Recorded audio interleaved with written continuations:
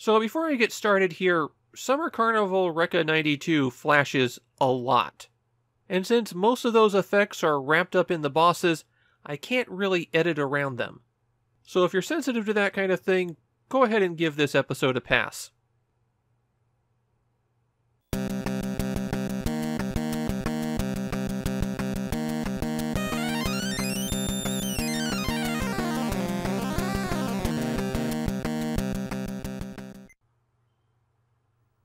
Well, we've hit the big one. If you're aware of Summer Carnival 92 Rekka for any reason, it's because it is extremely rare and extremely expensive. It regularly flip-flops with Gimmick for the title of Most Expensive Famicom Game. These days, after the recent jump in Famicom game prices, you could expect to spend about 60,000 yen on a cartridge-only copy. The other thing you might know about Summer Carnival 92 Rekka is that the game is crazy. Somehow, Naxat managed to make a bullet hell shooter for the Famicom. And I don't mean bullet hell in the sense that the game is hard. I mean bullet hell in the sense that it's boss-focused, and the bosses have elaborate bullet patterns that you have to learn to dodge. This is a game by shoot-'em-up experts for shoot-'em-up experts. No one else need apply.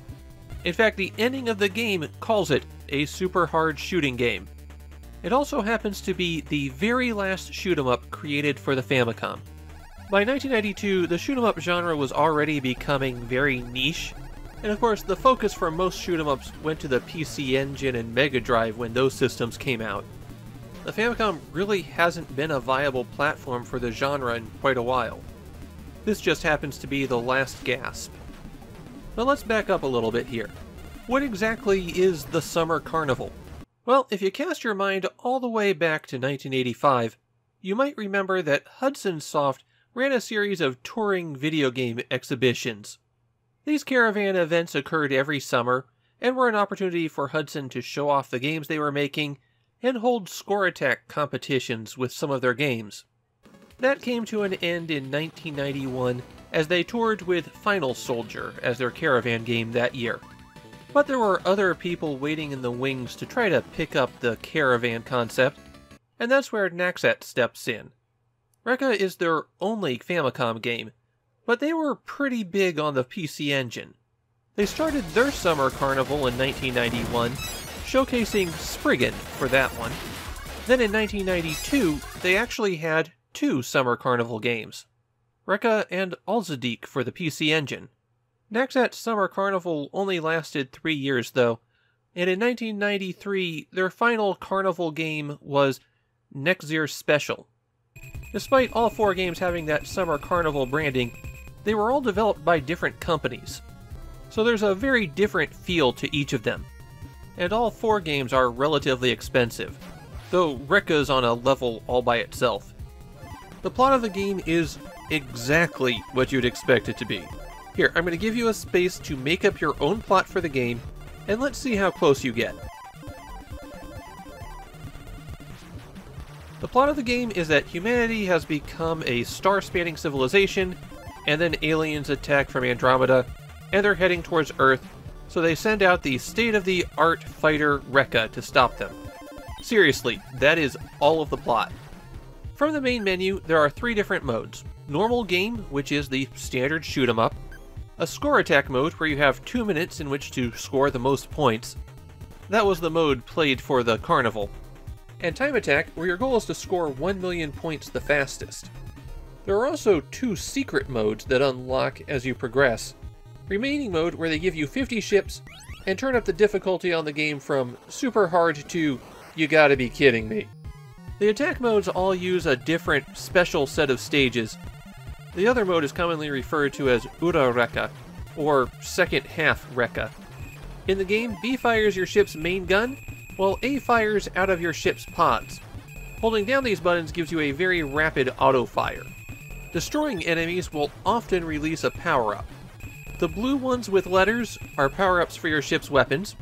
The red ones with letters are power-ups for the pods. The ones with no letters are bonus points, and sometimes you'll spot a 1-up. There are 5 different primary weapons that you can get, and collecting the letter for a weapon that you're already using will increase that weapon's firepower. V is your ship's default Vulcan gun. As you power this one up, it gives you a small spread. It's not bad, but it's kind of middle of the road. B is for blaster, and it's a very focused weapon. As it powers up, you fire more bullets straight ahead, and eventually you'll be shooting 4 at once. This is a good all-around choice, especially when you're dealing with stronger attacks. L is the laser. It also only fires forward, but it penetrates enemies that it hits. It has a fairly low rate of fire compared to the other weapons, but the penetration makes it good for sweeping movements. F stands for flyer, and it's the ultra-widespread gun. As it powers up, it can even fire behind you. The downside here is that it spreads a lot. That makes it a pretty bad choice on bosses, which tend to have a very narrow channel to fire through. Finally, H is for homing, and it does exactly what it says. A stream of bullets out the front that will chase down enemies around you. This one's actually my least favorite weapon to use, thanks to the uncontrolled nature of it. If your ship has fewer than 2 pods, then collecting one of the red letters will add 1 pod. These side guns can be positioned to different spots depending on the letter that you get.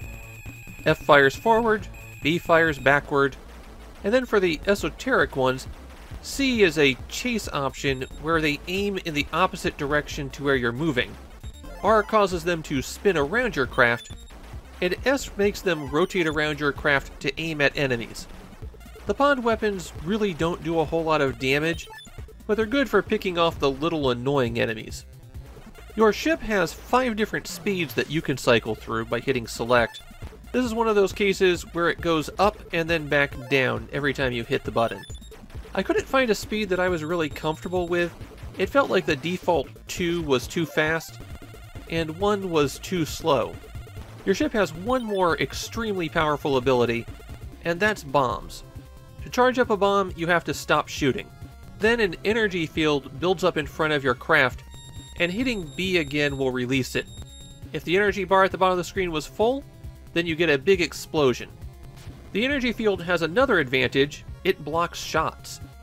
So with some of the more out-of-control bullet patterns, you'll want to use it to make a hole for yourself. The bombs are practically required for certain bosses that are extremely good at covering up their vulnerable point. In fact, I'd say learning how to dodge while building up that energy and then releasing the bomb is really the key to doing well in Rekka. There's also a timer on all of the games. You have 1 hour with which to complete everything, and that includes time that you've paused the game. After 1 hour, regardless of what's happening, it's game over. There are cheat codes in Rekka, fortunately, and you better believe I used them. Really, my options were cheat like crazy, or maybe show the first stage and a half, possibly. What you do is you hold down select after you hit reset, and it brings up this screen. Then hold down up, A, B, and select, and hit start. That will give you infinite lives. Normally you have 5 lives, and there's no continues. So you'll definitely want to cheat just to learn how to play the game. In normal mode, there are 4 stages. And while I didn't keep a close count, I think that's roughly a dozen bosses.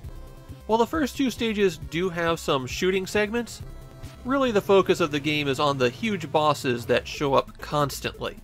And a lot of them have weird tricks that you have to learn. If you manage to clear 4 stages in normal mode, then you get an end credits, and when you reset the game afterwards, you get a very different title screen. Now when you play normal mode, you're really in Ura mode. And that extends the shoot 'em up to have 7 stages. It also makes the enemies more difficult. Because that boss wasn't difficult enough already, it really needed some homing missiles. In Japan, Rekka is known for being incredibly expensive and incredibly difficult. In fact, during the summer carnival, 0 players were able to finish the game in the finals, something that had never happened at any caravan or carnival before. Rekka was so difficult that Famitsu, Japan's premier gaming magazine, gave it some infamously low review scores, something that infuriated players even at the time. Rekka is still recognized as a technical showcase for the Famicom. The reason it looks the way it does is that they essentially exploited a flaw in the sprite displaying hardware to double the number of sprites that could be displayed. and then still designed the game around maximizing the flicker that would occur. Add in those high-speed scrolling backgrounds, and you've got some real sensory overload going on here. It makes Summer Carnival 92 Rekka kind of in an awkward place for a recommendation. The only people who are going to be able to play and enjoy this game are shoot-'em-up masters. Anybody else is just going to get hurt. But, from that perspective, it's an exceptional game. While there might be a couple of other Famicom games that are as technically advanced as Rekka, none of them show off nearly as much. This is a game that will make you go, wow, I can't believe they did that. But its near impossible difficulty also locks out just about everyone from playing it.